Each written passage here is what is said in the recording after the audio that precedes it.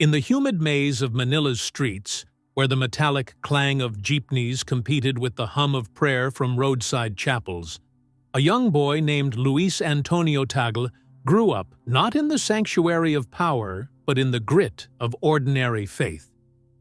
His home in Cavite, tucked behind market stalls and rusting tin roofs, was a place where religion wasn't a doctrine. It was survival. Mass wasn't an event. It was rhythm, like breathing. And God wasn't distant. He was next to you, in the sweat of your father, in your mother's rosary, in the silence after a funeral, in the rice bowl shared with neighbors. Tagle didn't dream of the Vatican.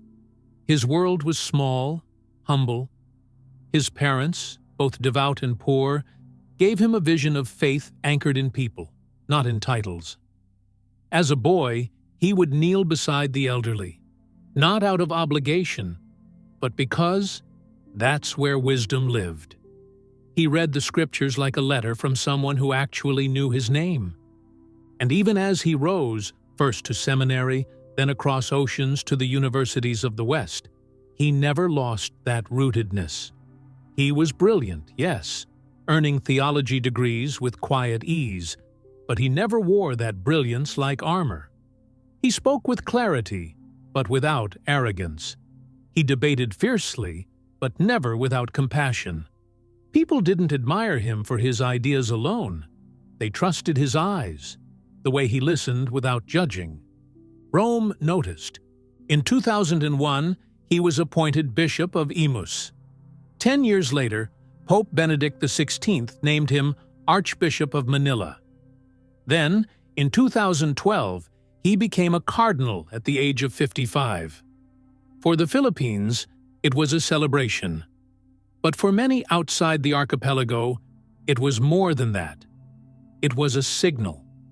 The Catholic Church was beginning to hear its own heartbeat, coming not from Europe, but from the global South. Tagle's elevation wasn't about hierarchy. It was about possibility. He was called the Smiling Cardinal, but behind that smile was steel, a pastoral heart that carried theological weight, a man who could speak both canon law and the language of the street. He spoke English, Tagalog, Italian, and theology with the same gentle authority. He laughed easily, but never to deflect. He wept often and never out of weakness. And so, the idea grew. Maybe this was the man who could one day wear white. That idea reached the halls of the Vatican like a rising note in a hymn. Slowly, then steadily. Bishops, journalists, theologians, and lay people began to whisper. In Tagle, they saw something rare, a churchman without ambition, a scholar without ego, a pastor who actually smelled like the sheep. But there was another presence in those same corridors, one who heard the whispers with unease. Cardinal Raymond Burke. Burke, an American prelate of the old Roman school, represented the other side of the Church's internal dialogue. He was a canon lawyer by training, a traditionalist by temperament. Where Tagle spoke of mercy, Burke emphasized law. Where Tagle leaned into accompaniment, Burke defended boundaries. Where Tagle smiled, Burke stood firm, even defiant. He did not hide his concerns about Francis, about the direction of the Church, and about figures like Tagle, whose pastoral tone, Burke feared, too often blurred doctrinal lines. Burke didn't oppose Tagle personally, at least not openly. But in the Vatican, disagreement doesn't need to be named to be powerful. As Pope Francis's health began to waver, and speculation about his successor grew louder, two camps quietly formed. They didn't wear colors. They didn't release statements. But you could hear it in the tone of interviews, in the silence after questions, in the strategic appointments, in the absence of some names. On one side, those who believed the Church needed to keep moving outward, toward the poor, toward the wounded, toward the questions. On the other, Those who believed the Church had already gone too far, too soft on doctrine, too ambiguous in teaching, too cozy with modernity. Cardinal Tagle, whether he wanted to or not, stood at the center of that storm. Inside the Vatican, he was given increasing responsibilities. He was put in charge of Caritas Internationalis, the Church's vast charity arm, and later made prefect of the Congregation for the Evangelization of Peoples, a title, but also a mission. It meant he would be the Church's voice to the world, to slums, to survivors, to those who didn't read encyclicals but carried crosses. Wherever he went, the response was the same. From Sudan to Syria, from refugee camps to rural dioceses, people didn't see a cardinal. They saw a man who looked like them, cried with them, prayed with them. And they remembered. But behind the marble of St. Peter's, the story was more complicated. There were whispers that Tagle was too emotional, too loose on governance, that his leadership at Caritas had seen irregularities, not criminal, but troubling. HR issues, unclear roles, ambiguous oversight. In 2022, the Vatican intervened. The entire senior team of Caritas, including Tagle, was removed. No scandal, but enough doubt to stain. He was not blamed, but he was not cleared either. In Rome, ambiguity is louder than denial. Silence is often louder than defense. And in conclave politics, perception can crush reputation. Cardinal Burke didn't have to speak. Others did it for him.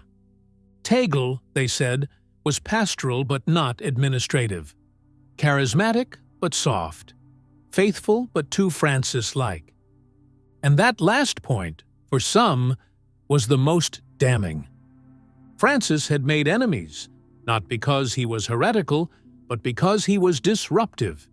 He opened windows that some wanted closed.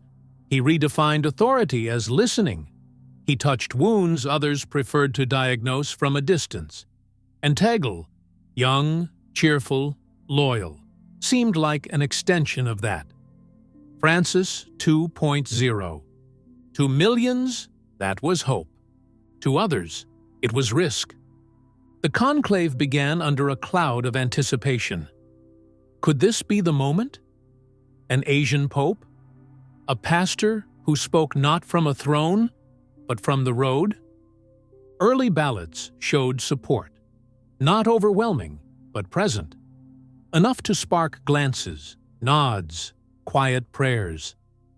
But something shifted. The European bloc began to consolidate. Not out of conspiracy, but out of habit. Old friendships, shared histories, seminary bonds. They wanted calm.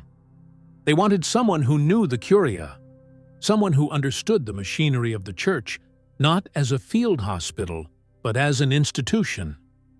Tagle, they feared, would touch too much, move too fast, or worse, fail to manage the machine. Behind the chapel walls, strategy replaced discernment. Someone older, someone quieter. A candidate was rallied, and Tagle's name, once electric, began to plateau. Not fall, just stall. Enough to fade. Cardinal Burke didn't win, but he didn't have to. His vision, his concerns, were echoed by enough cardinals to shift the tide. And the white smoke rose. It wasn't Tagle. Outside, there was no outrage, just silence. In Manila, the people prayed. In the barrios, they watched. In Rome, Tagle smiled, bowed, prayed, and quietly returned to work. But something had been revealed. He had not been rejected for sin, or heresy, or even unworthiness. He had been passed over for being too good, too honest, too unfamiliar with the corridors of power, too aligned with a vision of the Church not yet fully accepted. In the eyes of many, he was the future. But the conclave had chosen the present. And yet, there's something strange about grace. It doesn't always anoint from the top. Sometimes it descends quietly on the one who was overlooked. Because what if Tagle's rejection wasn't a loss? What if it was protection? What if the Church didn't know how to carry someone like him? Not yet. He didn't ask to be Pope. He didn't campaign. He didn't whisper. He wept with the poor and kept praying. In the slums of Manila, his name still rings. In the heart of the Church, his witness remains. And maybe, just maybe, that's the truest kind of leadership. Not the one that is crowned, but the one that keeps serving long after the doors close. Tagle was not chosen. But maybe that was the point. Because the Church doesn't always need another ruler.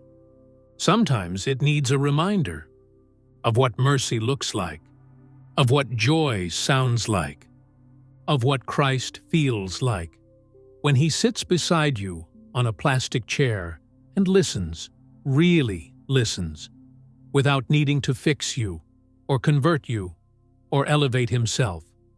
That's the Church Tagle carries. And maybe the Vatican wasn't ready, but the world still is.